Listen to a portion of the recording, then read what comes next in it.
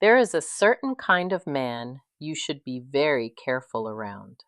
Not because he will hurt you physically, not because he carries anger or bitterness or any desire for revenge. That is not where the danger lives with someone like this. The danger is that he became whole again without a single soul beside him.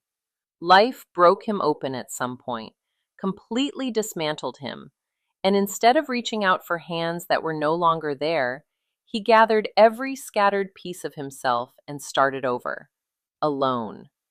He went through things that forced him to stare directly at truths most people spend decades dodging. He stopped believing in the soft versions of reality, the polite fictions, the comfortable narratives we pass around to keep each other calm. None of that survived what he went through.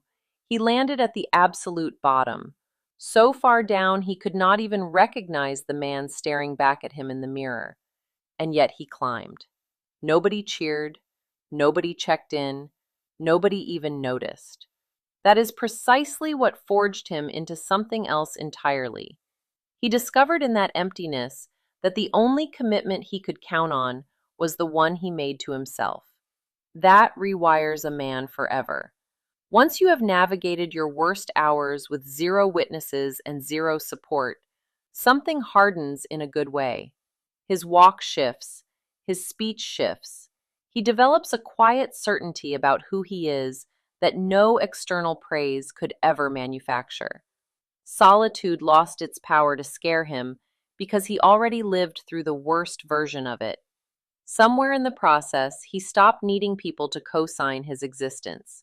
It was not a conscious decision. It just fell away like dead skin. A reconstructed man draws his strength from something internal.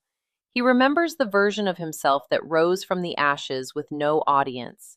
That memory alone is enough to keep him standing forever.